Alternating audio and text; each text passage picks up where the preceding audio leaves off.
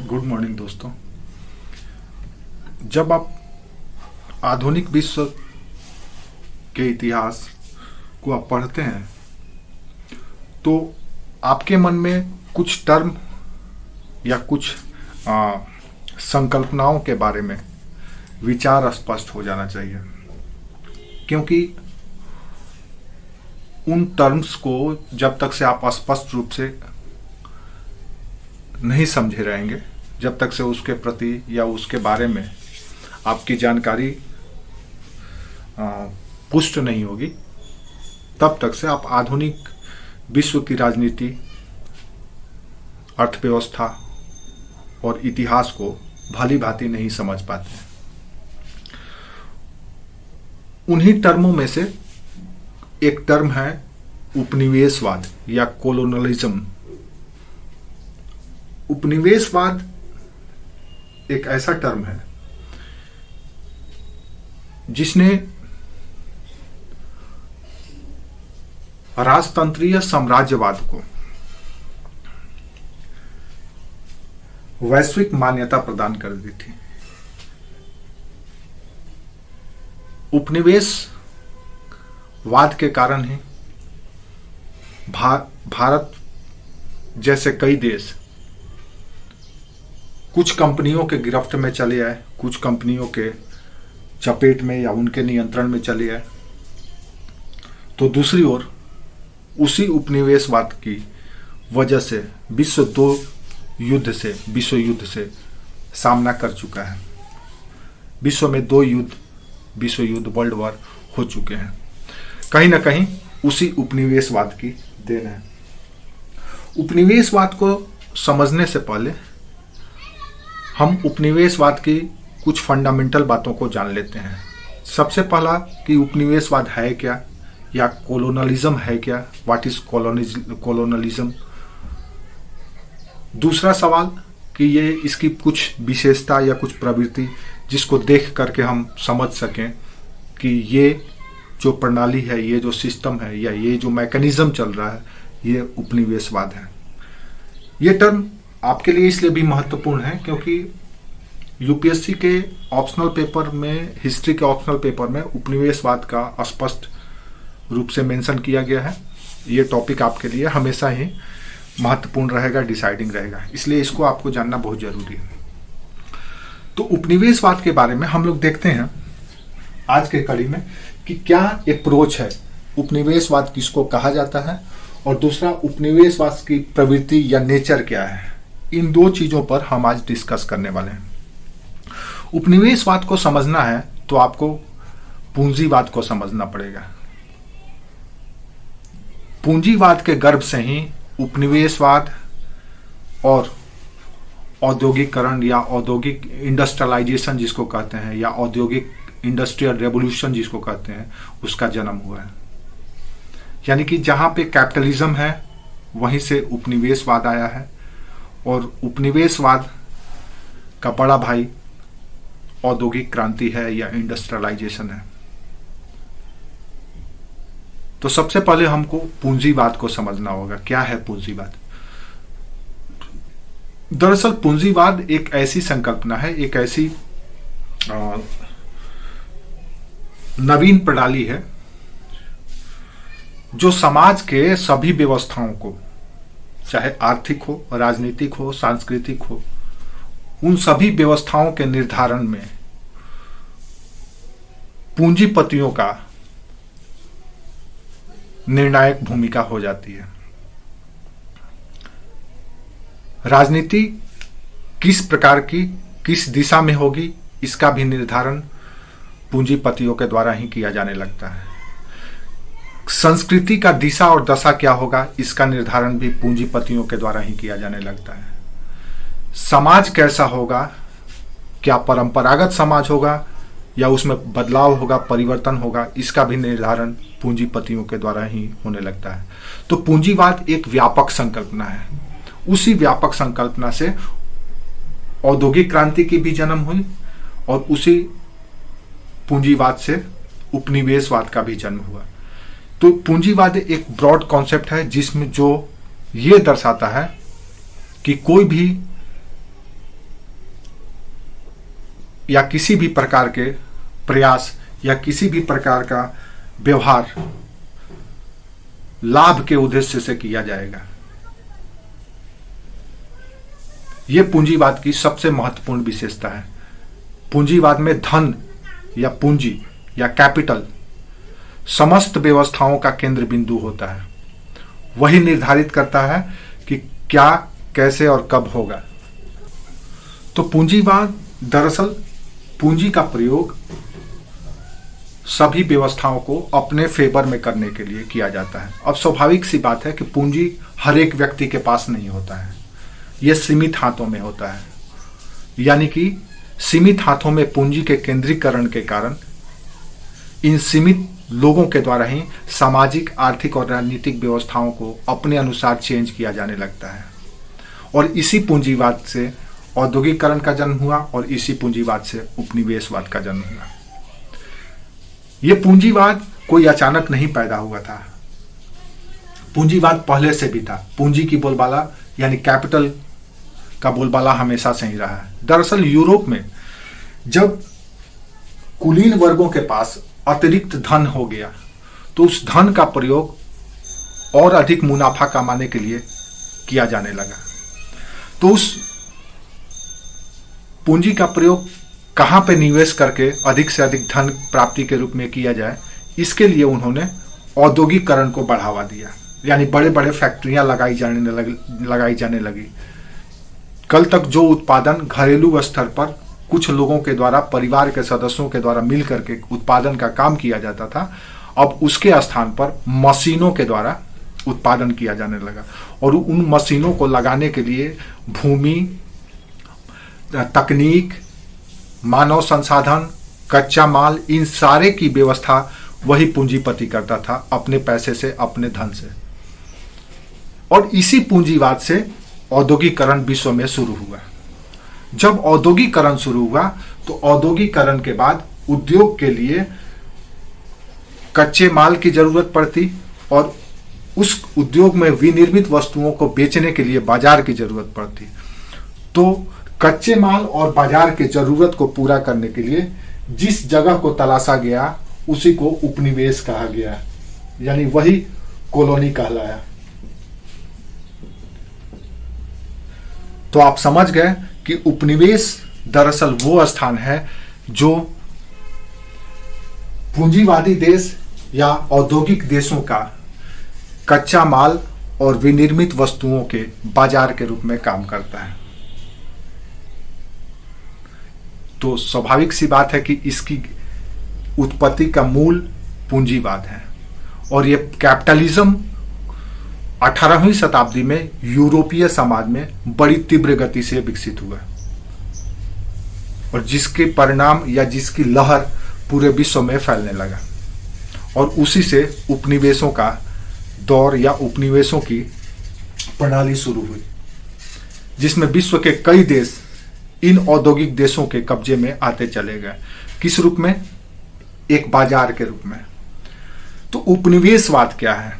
अभी तक हमने देखा कि औद्योगिकरण या औद्योगिक क्रांति या इंडस्ट्रियलाइजेशन और कैपिटलिज्म। कैपिटलिज्म यानी कि कैपिटल ही, पूंजी ही सभी व्यवस्थाओं का जब निर्धारक होने लगता है, पूंजीपति ही जब सभी व्यवस्थाओं का निर्धारण करने लगते हैं और संसाधनों पर नियंत्रण, किसी देश के, किसी राष्ट्र के संसाधनों पर नियंत्रण जब कुछ ही पूंजीपतियों के हाथों पर में चले जाता है तो उससे हम पूंजीवाद कहते हैं। पूंजीवाद मुख्यतः प्रॉफिट और लॉस के मोड पे काम करती है, जैसे आज के आधुनिक व्यवसाय। उससे औद्योगिकरण हुआ और औद्योगिकरण का ही या पूंजीवाद का ही चरम पराकाष्ठा कह सकते हैं उपनिवेशवाद है। उपनिवेशवाद भी दरअसल साम्राज्यवाद का ही एक रूप है, इंपेरियलिज्म का ही एक पैटर्न है उपनिवेशवाद।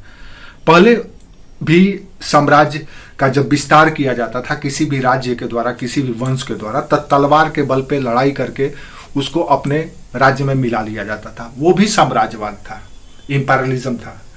एक और साम्राज्य होता है कल्चरल इंपेरियलिज्म, जिसमें अपने सांस्कृतिक श्रेष्ठता के माध्यम से संस्कृति का प्रसार करके उसको वैचारिक स्तर पर पराये देश को या विदेशी देशों को अपने वैचारिक समानता में ला करके एक पंक्ति में खड़ा करना, तो इसको हम लोग कल्चरल इंपीरियलिज्म कहते हैं। यानी कल्चर के प्रभाव से दूसरे देश को अपने अधीन कर लेना, अपने सांस्कृतिक श्रेष्ठता से दूसरे देश को अधीन कर लेना, इसको हम लोग कल्चरल इंपीरियलिज्म कहते हैं। जैसे इस्लामिक इंपीरियलिज्म अभी जो दिख रहा है आपको, क्रिश्चियन इंपीरियलिज्म जो आपको दिख रहा है कि विश्व के कई देश ईसाई धर्म और इस्लाम धर्म को मानने लगे, ये बेसिकली कल्चरल इंपीरियलिज्म भी इसमें शामिल है। हालांकि उसमें तलवार के बल पे या युद्ध के बल पर भी उन देशों को विजित किया गया है, लेकिन कल्चरल इंपीरियलिज्म भी उसमें रहा है। इसी तरह से उपनिवेशवाद या उपनिवेशवाद भी साम्राज्यवाद का ही एक पहलू है या उपागम की तरह आप इसको समझ सकते हैं। इसमें क्या है, उपनिवेशवाद को अगर परिभाषित करना हो तो आप कह सकते हैं कि किसी भी ऐसे देश द्वारा या किसी भी विदेशी मुल्क के द्वारा या पराये देश के द्वारा किसी देश का राजनीतिक और आर्थिक व्यवस्थाओं पर अपना नियंत्रण करना ही उपनिवेशवाद है। किसी भी देश के द्वारा, जो औद्योगिक देश या पूंजीपति देश है, पूंजीवादी देश है, उस देश के द्वारा किसी दूसरे देश के राजनीतिक और आर्थिक व्यवस्थाओं पर नियंत्रण करना ही उपनिवेशवाद है। और जो उसके अधीन होता है या जो नियंत्रण में होता है, उस देश को उपनिवेश या कॉलोनी कहा जाता है। दरअसल इसके पीछे एक ही उद्देश्य होता है। उद्देश्य ये होता है कि उस औपनिवेशिक देश के संसाधनों का विनियोग या उपयोग अपने देश के हितों के लिए करना, अपने देश के बाजार के लिए करना, अपने देश के नागरिकों के लिए करना, अपने देश के पूंजीपतियों के हितों की रक्षा करने के लिए करना। इसी को हम उपनिवेशवाद कहते हैं। इसके प्रति अलग अलग इतिहासकारों का अलग अलग दृष्टिकोण है। इसको परिभाषित करते समय कुछ लोग अपने अपने दृष्टिकोण से देखते हैं। जैसे यहां पर हम 3 अप्रोच देख सकते हैं। इतिहास में जब उपनिवेशवाद की व्याख्या की जाती है तो सामान्यतः 3 अप्रोच या दृष्टिकोण का प्रयोग किया जाता है। पहला ये कहता है कि उपनिवेशवाद दरअसल औपनिवेशिक देश को या कॉलोनियल स्टेट या कॉलोनियल कंट्री को परंपरागत समाज से आधुनिक समाज की ओर ले जाता है। उपनिवेशवाद, जैसे आज हम लोग भी समझते हैं कि अगर भारत अंग्रेजों का उपनिवेश नहीं होता, भारत यूरोप का, इंग्लैंड का उपनिवेश नहीं होता, तो आज मॉडर्न नहीं होता, आधुनिक नहीं होता।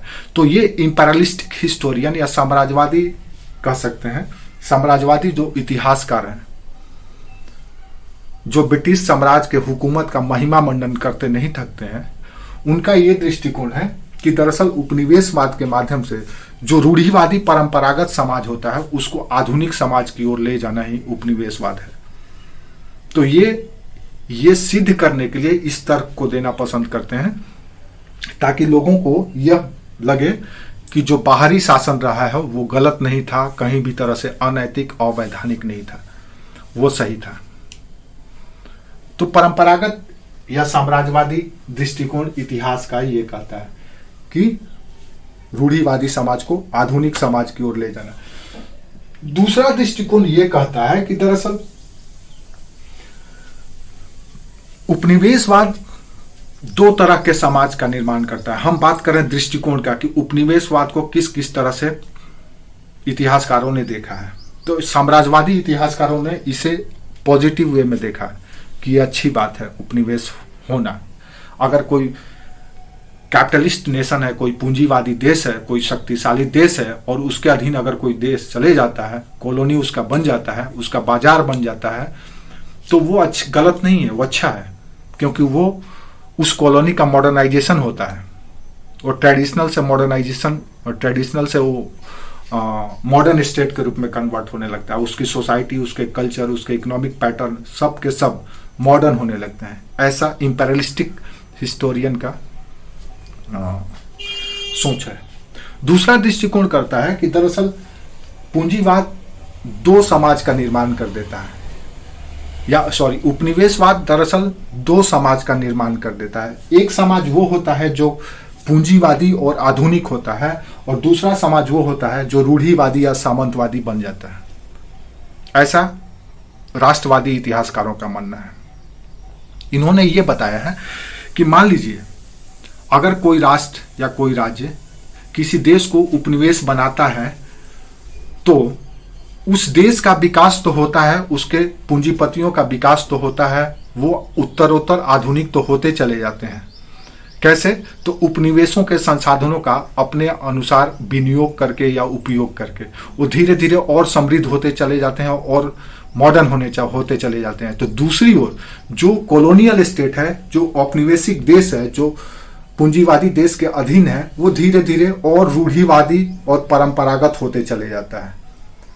क्यों? क्योंकि उसके संसाधनों पर बाहरी शक्तियों का नियंत्रण हो जाता है और वो कहीं ना कहीं अपने जीवन निर्वाह के लिए, अपनी व्यवस्थाओं को बचाए रखने के लिए और ज्यादा रूढ़िवादी होने लगता है। इससे दो तरह के समाज क्रिएट हो जाता है। जैसे आज भी हम लोग देखते हैं, उसी उपनिवेशवाद का देन है कि आज भी भारत में दो भारत निवास करता है, एक इंडिया, एक भारत। इंडिया वो है जो औपनिवेशिक कल्चर को रिप्रेजेंट करता है, जो कैपिटल को प्रमोट करता है, जो पूंजीपति लोग हैं, जो एलिट क्लास है, वो मॉडर्न इंडिया है या इंडिया है। तो दूसरा और वही ग्रामीण भारत है जो अभाव में जी रहा है, जो गरीबी में जी रहा है, जिसके पास साधन की कमी है, अवसर की कमी है। तो ये दो समाज उपनिवेशवाद का दर्शाता है। ऐसा दृष्टिकोण नेशनल हिस्टोरी, राष्ट्रवादी इतिहासकारों या नेशनलिस्ट हिस्टोरियन का है। तीसरा ये कहता है कि उपनिवेशवाद दरअसल कुछ नहीं है, उपनिवेशवाद विदेशी शासन है।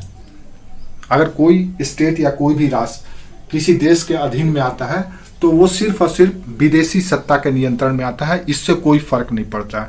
ये थोड़ा सा अपने आप को न्यूट्रल बनाने की कोशिश करता है। ये जहां उपनिवेशवाद का महिमा मंडन करता है, उसको अच्छा प्रयास बताता है, सकारात्मक बात करता है, तो वहीं राष्ट्रवादी सच्चाई को रख देते हैं या वास्तविकता को आपके सामने रखने की कोशिश करते हैं। तो ये हुआ उपनिवेशवाद के प्रति दृष्टिकोण। उपनिवेशवाद क्या है, उपनिवेशवाद के प्रति क्या अप्रोच है अध्ययन करने का, ये समझ गए होंगे। याद रखना है कि आप जब भी आंसर राइटिंग करेंगे, आपसे जब भी उपनिवेशवाद के बारे में पूछा जाएगा, तो आपको इसी दृष्टिकोण या अप्रोच को प्रमोट करना है। दोहरा अप्रोच जो दो समाज को, दो व्यवस्थाओं को रिप्रेजेंट करता है। एक वर्ग धनी वर्ग, संपन्न वर्ग, कुलीन वर्ग, शासक वर्ग को रिप्रेजेंट करता है, तो दूसरा अभावग्रस्त, गरीब, शोषित उस वर्ग को रिप्रेजेंट करता है। जैसे भारत में भी देख लीजिए, आज भी भारत में औपनिवेशिक प्रभाव स्पष्ट रूप से झलकता है, जो हम लोग आगे करेंगे कि भारत में उपनिवेशवाद का क्या प्रभाव रहा। ये उपनिवेश का जो हवा या लहर चली थी 1830 में, 18वीं शताब्दी में, उससे विश्व का कोई ऐसा देश नहीं था जो उससे बचा रह गया हो। हर एक देश किसी ना किसी देश का, शक्तिशाली पूंजीपति देश का उपनिवेश रहा है। क्या अफ्रीका, क्या एशिया, क्या यूरोप, क्या अमेरिका, कहीं ना कहीं शक्तिशाली देशों का उपनिवेश रहा है। उपनिवेश यानी बाजार के रूप में, कॉलोनी के रूप में वो अपना उत्पादन और व्यापार करता था। किसका? उस शक्तिशाली पूंजीवादी देश के लिए। तो उपनिवेशवाद दरअसल किसी भी पर राष्ट्र का राजनीतिक और आर्थिक व्यवस्था पर नियंत्रण को दर्शाता है, जिसका उपयोग पूंजीवादी देश या साम्राज्यवादी देश के हितों को संरक्षण के लिए या उसका समृद्धि के लिए या उसका वर्धन के लिए किया जाता है। अब उपनिवेशवाद की प्रवृत्ति क्या है? तो उपनिवेशवाद, अगर हम किसी देश को उपनिवेश मान लेते हैं, सपोज हम भारत को उपनिवेश मान लेते हैं, तो उसका कैसे हमको पता चलेगा कि ये देश में उपनिवेशवादी प्रवृत्ति है या कॉलोनियल नेचर है? तो नेचर ऑफ कॉलोनी को आपको समझना होगा। जब जैसा किसी व्यक्ति के नेचर को देख करके उस व्यक्ति के बारे में अनुमान करते हैं, उसी तरह से हमको नेचर को देख करके कॉलोनी को समझना होगा कि क्या है उपनिवेशवाद। तो इसको कुछ पॉइंट से आप समझ सकते हैं। जैसे पहला पॉइंट है कि कॉलोनी न तो पूंजीवादी होता है न तो सामंतवादी होता है। पहला यही है कि ये न तो ऐसे समझ सकते हैं कि पूंजीवादी देशों की तरह, कैपिटलिस्ट देशों की तरह जो समृद्ध है, जिसने कॉलोनी अपना बनाया है, उनकी तरह न तो कैपिटलिस्ट होता है, न तो उस देश में पूंजी का वर्चस्व होता है, न तो पूंजीपति वर्गों के द्वारा, उस देश विशेष के पूंजीपति वर्गों के द्वारा उस देश पर निर्णायक हक जमाया जाता है या व्यवहार किया जाता है, और न ही सामंतवादी व्यवस्था की तरह जो परंपरागत समाज को रिप्रेजेंट करता है। इन दोनों के बीच की स्थिति होती है। तो आप ऐसे समझ सकते हैं कि उपनिवेशवाद दरअसल दोहरा प्रवृत्ति को जन्म देता है। पहला प्रवृत्ति यही है कि न तो ये पूंजीवादी है और न तो पूर्व औपनिवेशिक या पूर्व पूंजीवादी। जैसे आप समझ सकते हैं कि न तो भारत उस समय ब्रिटेन के समान था और न तो भारत मुगलों, ब्रिटेन के आधिपत्य से पहले या ईस्ट इंडिया कंपनी के आधिपत्य से पहले मुगलों या उससे पहले सल्तनत या उससे पहले जो क्षेत्रीय राज्य या राजपूतों का काल था उस तरह का समाज या राज्य रह गया था। इन दोनों के बीच की स्थिति में भारत औपनिवेशिक दौर में पहुंच गया था या पहुंच जाता है। कोई भी विश्व के कोई भी देश, न तो ब्रिटेन की तरह पूंजीपति होते हैं और न तो पूर्व औपनिवेशिक काल की तरह होते हैं। तो सबसे पहला चरित्र यही होता है। तो कैसे होते होंगे? तो होते होंगे इन दोनों के बीच का। कैसा दोनों का बीच का? तो ब्रिटेन के या साम्राज्यवादी देश के इच्छा के अनुसार, उनके जरूरतों के अनुसार अपने आप को ढाल देते हैं। थोड़ा सा पूंजीवाद का भी लक्षण दिखेगा, थोड़ा सा सामंतवाद का भी लक्षण दिखेगा। न तो मॉडर्न है न तो वो हेटेरोडॉक्स है, वो बीच वाले बन करके रह जाते हैं। समाज कुछ इस तरह का हो जाता है, और जब समाज इस तरह का हो जाता है तो उसी तरह की राजनीति, उसी तरह की संस्कृति भी विकसित हो जाती है। आज के दौर में भी हम लोग देखें तो न तो हम लोग ज़्यादा मॉडर्न हैं, न तो ज़्यादा आज हम लोग हिपोक्रेट्स हैं, न तो हम ज़्यादा आधुनिक हैं, न तो रूढ़िवादी ज़्यादा है, बीच वाले बन करके रह जाते हैं। तो उपनिवेशवाद की पहला प्रवृत्ति यही दिखेगा। एक और जो सबसे पहली प्रवृत्ति या सबसे प्रमुख प्रवृत्ति उपनिवेशवाद में दिखती है, इसमें आप कह सकते हैं कि एक तरह से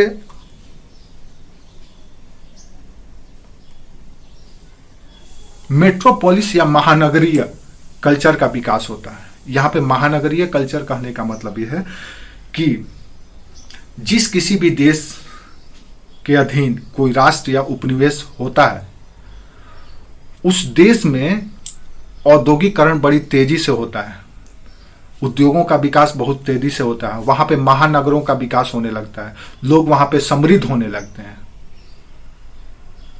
वहां पे लोग समृद्ध होने लगते हैं। तो दूसरी ओर जो दूसरा उपनिवेश है, जो देश उपनिवेश बना हुआ है या कॉलोनी बना हुआ है, वो एक पिछड़ा अंधकार में चले जाता है। तो दो तरह का विश्व का विकास होने लगता है उपनिवेशवाद में। एक वो जो संपन्न है, जहां पे औद्योगिकरण हो रहा है, जहां के नागरिक रिच हो रहे हैं। दूसरी ओर वो वर्ग जो धीरे धीरे अपनी पहले की स्थिति से और ज्यादा डाउनफॉल जिसका होने लगता है, आर्थिक स्तर पर भी, सामाजिक स्तर पर भी, राजनीतिक स्तर पर भी। यानी कि इनके नीचे वाले का, जिनका औपनिवेशीकरण किया गया है, जो देश कॉलोनी बना है, उसके संसाधनों का उपयोग करके कोई समृद्ध होने लगता है और विकसित होने लगता है, तो दूसरा वर्ग और ज्यादा नीचे चले जाने लगता है। तो इस तरह का विकास आपको या प्रवृत्ति दिखता है। तीसरा जो प्रवृत्ति आपको दिखेगा उपनिवेशवाद में, उसमें पुराने समाज और अर्थव्यवस्था का जो ढांचा है, परंपरागत समाज और अर्थव्यवस्था का ढांचा, वो पूरी तरह से नष्ट हो जाता है, वो नष्ट कर दिया जाता है। क्यों कर दिया जाता है? अपने अनुकूल। आप इसको भारत के संदर्भ में जब समझेंगे तो और क्लियर होगा। जब हम लोग भारत के बारे में बात करेंगे तो आपको स्पष्ट होगा। तो तीसरा प्रवृत्ति होता है पुराने समाज और अर्थव्यवस्था नष्ट होने लगता है। जैसे आप एक सिंपल सा उदाहरण से देख लीजिए आप अर्थव्यवस्था का। जैसे भारत में अगर अर्थव्यवस्था का रीढ़ देखें तो प्राचीन काल से ही कृषि रहा है। कृषि ही भारत की अर्थव्यवस्था के केंद्र बिंदु रही है। लेकिन जब भारत उपनिवेश बना, कॉलोनी बना ब्रिटेन का, तो यहाँ के कृषि को भी औपनिवेशिक हितों के लिए, साम्राज्यवादी हितों के लिए कमर्शलाइज कर दिया गया। कृषि को निजी संपत्ति बना दिया गया, उसकी खरीद बिक्री शुरू कर दी गई। कृषि में उत्पादन उन्हीं वस्तुओं का किया जाने लगा कॉमर्शलाइजेशन के तहत या वाणिज्यीकरण के तहत, जिसे बाजार में बेच करके अधिक से अधिक मुनाफा कमाए जा सकते। और कृषि में नए कृषि भूमि पर नियंत्रण के लिए नए सिस्टम लागू कर दिए गए, जैसे महलवाड़ी, रैयतवाड़ी, जमींदारी, इस तरह की व्यवस्था शुरू कर दी गई। और इसे व्यक्तिगत पूंजी के रूप में इस्तेमाल किया जाने लगा। जो पहले सामूहिक और राज्य की संपत्ति हुआ करती थी भूमि, अब उसे निजी भूमि के रूप में कर दिया गया ताकि उसका अधिकतम दोहन किया जा सके। किसके लिए? साम्राज्यवादी देश के लिए। तो परंपरागत जो उत्पादन प्रणाली है, वितरण प्रणाली है, डिस्ट्रीब्यूशन सिस्टम है, उन सबों को खत्म कर दिया जाता है और उसके जगह पे नए पैटर्न को अपने अनुकूल यानी कि कॉलोनी के हित के अनुकूल लाया जाने लगता है। तो ये होता है नेचर। तो इस तरह से आप उपनिवेशवाद को समझ सकते हैं कि क्या है उपनिवेशवाद। आधुनिक विश्व के इतिहास या राजनीति को पढ़ने के लिए साम्राज्यवाद, उपनिवेशवाद, समाजवाद, साम्यवाद, इस तरह के टर्म का कॉन्सेप्ट क्लियर रहना चाहिए। और विशेष करके इतिहास के छात्रों के लिए उपनिवेशवाद एक बहुत ही महत्वपूर्ण चैप्टर है। नेक्स्ट में हम लोग देखेंगे कि उपनिवेशवाद का, अच्छा याद रखना है, उपनिवेशवाद अचानक ही पूरी तरह से स्टेबल नहीं हो जाती है। उपनिवेशवाद कई स्टेजेस में विकसित होता है। तो उपनिवेशवाद की चरण हम लोग देखेंगे, फेजेस ऑफ कॉलोनियलिज्म, और उपनिवेशवाद का भारत पर क्या प्रभाव पड़ा ये देखेंगे। उसके बाद विश्व के संदर्भ में भी देखेंगे कि विश्व में उपनिवेशवाद कैसे फैला और इसका क्या प्रभाव पड़ा। और इसी उपनिवेशवाद के प्रत्युत्तर में राष्ट्रवाद उत्पन्न हुआ और इसी राष्ट्रवाद की वजह से फिर कई देशों को इन औपनिवेशिक राष्ट्रों से मुक्ति मिली या नए स्वतंत्र राज्यों का उद्भव हुआ। उपनिवेशवाद एक ऐसी प्रणाली है, एक ऐसा सिस्टम विकसित हुआ था 1830 में जो परंपरागत राजनीतिक, सामाजिक, आर्थिक व्यवस्थाओं को पूरी तरह से कुछ लोगों के नियंत्रण में ला दिया था, कुछ शक्तिशाली पूंजीवादी देशों के हाथ में ला दिया था। बाकी सारे के सारे देश सिर्फ और सिर्फ यूज होने लगे कुछ देशों के हितों को पूरा करने के लिए। तो आप समझ सकते हैं उपनिवेशवाद क्या होता है।